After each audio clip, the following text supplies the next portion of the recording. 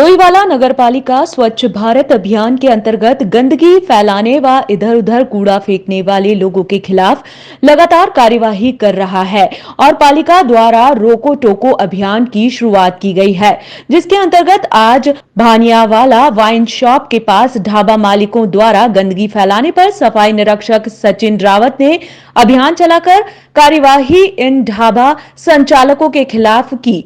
इसके साथ चेतावनी भी दी कि आगे इस तरह से सड़कों के किनारे दुकानों के सामान कूड़े का ढेर लगाया गया तो कठोर कार्यवाही की जाएगी। स्वच्छ सर्वेक्षण 2023 के तहत रोको टोको और पूछो अभियान के तहत हम लोग आज ये इंग्लिश वाइन शॉप के बगल में जो कैंटीन संचालित हो रही है उनके द्वारा काफ़ी गंदगी की गई थी। आज इनको मौके पे आकर सभी को बताया कि इस तरह की गंदगी ना रखें, डस्टबिन में रखें और कूड़े को नगरपालिका के वाहनों को देना सुनिश्चित करें। और भविष्य में इस प्रकार की अगर गंदगी पाई जाएगी तो उनके खिलाफ कार्रवाई की जाएगी। उनको मौके पर अवगत कराया गया है कि कूड़े को डस्टबिन में रखें अपने और प्रॉपर अपने आसपास साफ रखें।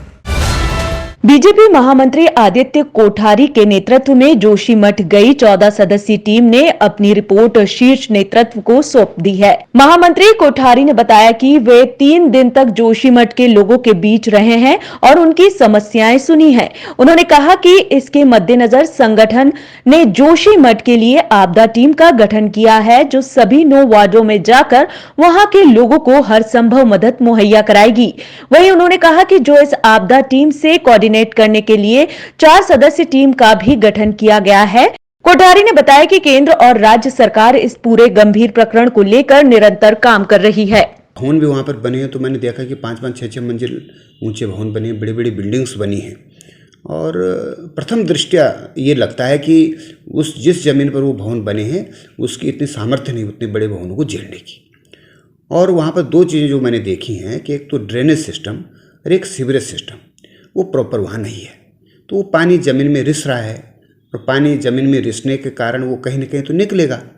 उसके कारण भी ज़मीन में कुछ स्थिति ये पैदा हुई। भूगर्भीय वैज्ञानिक हैं, वो इस बात का यथाशीघ्र निष्कर्ष पर पहुँचें कि क्या ये जो दरारें पड़ी हैं, ये जो नुकसान जो दिख रहा है, ये आगे बढ़ने वाला है या यहीं पर रुकने वाला है।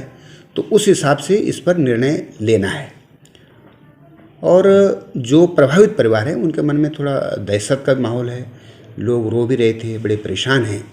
तो थोड़ा उनको ढांढस बंधाने की आवश्यकता है और जितना अधिक से अधिक जो है उनको मदद हो सकती है, जितना अधिक से अधिक सहयोग हो सकता है, उस सहयोग करने की वहाँ आवश्यकता है। चीन में जिस प्रकार से कोविड-19 फैला है, उसके बाद भारत सरकार ने सभी राज्यों को एसओपी जारी कर दिया है। साथ ही उत्तराखंड राज्य में भी सरकार ने हाल ही में कोविड-19 को लेकर स्वास्थ्य अधिकारियों के साथ बैठक की थी। वीडियो कॉन्फ्रेंसिंग के माध्यम से सभी उत्तराखंड के डॉक्टर व जिला अधिकारियों को निर्देशित किया गया है।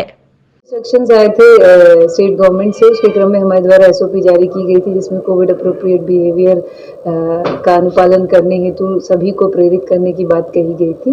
वो किया जा रहा है। साथ ही जो अस्पताल हैं हमारे, वहाँ पे मॉक ड्रिल्स कराई गई और व्यवस्थाएं देखी गई कि वो सही है या नहीं है, और उसी के अनुसार अगर कहीं कोई कमी पेशी है तो उसको भी पूरा कर लिया गया। स्वास्थ्य, शिक्षा, सहकारिता एवं जनपद के प्रभारी मंत्री डॉक्टर धन सिंह रावत ने सोमवार को जोशीमठ पहुंचकर आपदा प्रभावित क्षेत्रों का जायजा लिया और प्रभावित लोगों से मिले। उन्होंने कहा कि संकट की इस घड़ी में सरकार पूरी तरह से नगरवासियों के साथ खड़ी है। प्रभावित लोगों की हर संभव मदद की जाएगी। इस दौरान उनके साथ प्रदेश अध्यक्ष महेंद्र भट्ट भी मौजूद थे। प्रभारी मंत्री ने कहा कि संकट की इस घड़ी में धैर्य रखने की आवश्यकता है। जोशीमठ में भूधसाव को लेकर सरकार गंभीर है। के संदर्भ में पीएमओ भी लगातार मॉनिटरिंग कर रहे हैं। कल प्रदेश के मुख्यमंत्री जी प्रधानमंत्री से वार्ता हुई है और जैसी जानकारी आ रही है, कल हमारे रक्षा मंत्री राजनाथ सिंह जी इस क्षेत्र में आएंगे। सबसे पहले ढूंढनी पड़ेगी बीमारी, आखिर किस कारण ये हो रहा है। तो आज भारत सरकार के जो भूगर्भीय सर्वे के जो सारे विशेषज्ञ हैं वो यहाँ आ रहे हैं और 1-2 दिन के अंदर पूरा विषय क्लियर होगा। अभी प्रथम जो हमको लगता है सबसे पहले लोगों को विस्तार मूलभूत सुविधा को उनको देना, ये लक्ष्य के साथ सरकार काम कर रही है। और मुझे बताते हुए खुशी है कि मुख्यमंत्री जी होंगे, आज हमारे प्रभारी मंत्री जी आए हैं। जो मेरा भी काम था क्षेत्र का पूर्व प्रतिनिधि होने के नाते, मेरा पहले काम था, सबसे पहले कुछ चीज़ लोगों तक पहुँच जाए। अभी फाइनल कुछ नहीं है कि अभी क्या किया जाए, थोड़ा लोगों की भी राय ली जाएगी क्योंकि जिन लोगों को विस्थापन करना है उनसे भी पूछना ज़रूरी है। लेकिन मैं कह सकता हूं कि आज जो भी रिपोर्ट इन 2-3 दिनों में आएगी, आज वाइडा इंस्टीट्यूट के भी लोग आ रखे हैं, भारत सरकार के भी आ रखे हैं, आपदा प्रबंधन के भी लोग आ रखे हैं, और ये देखना पड़ेगा कि विस्थापन कहाँ किया जाए और फिर एक उच्च स्तरीय बैठक करके लोगों से पूछ के अंतिम निर्णय बाद में। मध्य प्रदेश की पूर्व मुख्यमंत्री उमा भारती उत्तराखंड के चमोली जिले जोशीमठ हो रहे भूधसाव को लेकर उत्तराखंड के दौरे पर आ सकती हैं। इसी के साथ ही उन्होंने कहा कि उत्तराखंड में प्रकृति से हो रही छेड़छाड़ को बिल्कुल भी बर्दाश्त नहीं किया जाएगा। नमामि गंगे प्रोजेक्ट की मंत्री रह चुकी उमा भारती ने मांग की उत्तराखंड के पर्यावरण को नुकसान पहुंचाने वाले सभी प्रोजेक्ट तत्काल रद्द किए जाएं। माननीय हमारी उमा भारती जी बहुत ही, क्योंकि उत्तराखंड के पूरे उसमें सब नमामि गंगे योजना से उनको पता ही है पूरे जो हमारे उत्तराखंड देवभूमि का जो एक भौगोलिक परिस्थितियां हैं।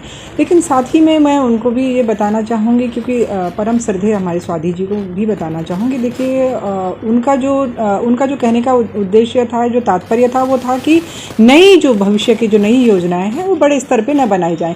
लेकिन ये जो योजना थी ये तो काफ़ी बहुत पुरानी योजना है। एनटीपीसी बहुत पुराने समय से यहाँ पे काम कर रही है। तो ये तो अभी जो वैज्ञानिक जो सर्वेक्षण जो टीम आई है उसी के आधार पे पता चलेगा कि किन कारणों से ये यहाँ पर ये जो भूधसाव की जो घटना हो रही है किन कारणों से हो रही है। क्योंकि भौगोलिक जो परिस्थितियाँ जो भौगोलिक आंतरिक जो हलचल समय समय पर होती रहती हैं उनका भी कुछ कारण हो सकता है। ये तो वैज्ञानिक ही बताएंगे। अभी इसमें सर्वेक्षण चल रहा है, तो इसको अभी इस पर बयानबाजी करना बहुत जल्दबाजी होगी।